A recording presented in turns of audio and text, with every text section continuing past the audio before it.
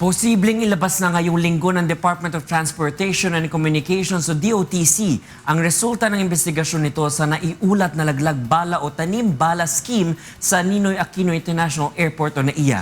At upang ibigay sa atin ang detalye sa ulat na yan, kasama natin sa studio ang ating senior correspondent na si Nel Maribuhok. Nel?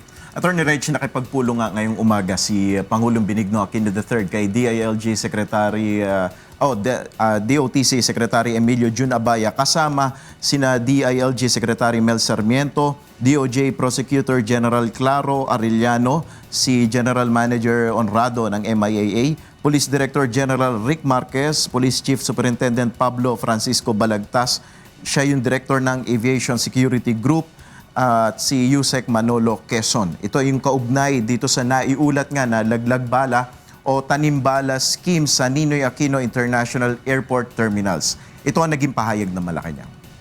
The President has been briefed and has given further instructions in order to refine the efforts underway. The DOTC as the lead agency will be updating the public. Ayon sa Malacanang, bukod sa mga karagdagang atas, nais rin ng Pangulo na maimbestigahang mabuti ang mga lumalabas na alegasyon ng mga nabiktima ng naturang tanim bala. Ito ang sinabi ni Secretary Lacerda. Nailathala na nahulihan yung hapon na the Japanese tourists of allegations of planting bullet nung inimbestiga. Inamin na po niya na galing lang siyang shooting range, nadala niya yung bala mismo. So there were no allegations of planting bullets. So we have to look at all the assumptions na nilalabas ng media. Dagdag pa ni Presidential Spokesman Edwin Lacerda, posibleng ngayong linggo ay ilabas ng DOTC ang resulta ng kanilang ginawang investigasyon at ipapaubayan nila sa DOTC ang pagpapaliwanag sa publiko kaugnay ng naturang issue. Ito pa ang naging pahayag ng Malacanang. DOTC will come out within this week. We're not being detached. In fact, the fact that the President called for a meeting shows his concern for what's happening there. And he wants to make sure, he wants to verify and validate all the assumptions that have been put out in media.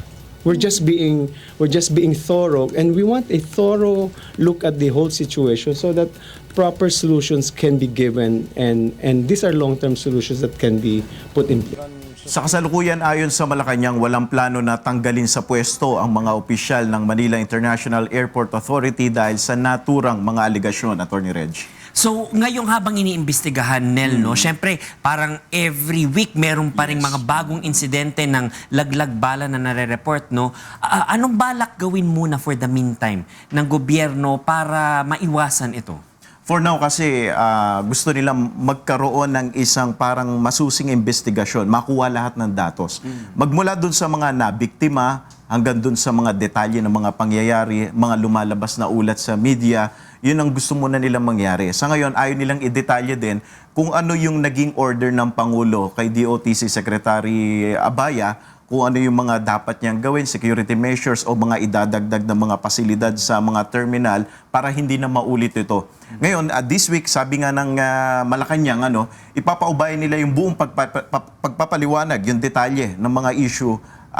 Kaugnay dyan, this week ilalabas yan, Attorney Reg. So ang ibig sabihin ba nito, Nel, ay ipinatawag yung mga di umano'y biktima rin ng laglag bala at saka yung mga di umano na suspect doon sa mga paglalaglag ng bala na yon para makuha yung panig ng dalawa? Batay sa mga inilabas na pahayag ng Malacanang, yun nga ang lalabas dyan dahil doon sa DOTC, ang lead agency na nag-iimbestiga dyan, posible sa lahat ng mga impormasyong kinakalap nila ay posibleng pinatawag din itong mga sinasabing mga biktima.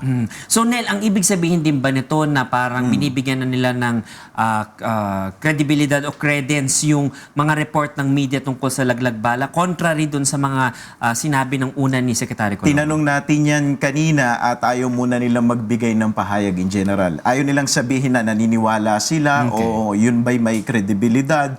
Ang sinasabi nila, hintayin muna natin ito yung magiging resulta ng investigasyon. Maraming salamat, Nel Maribuhok, para sa ulat na yan.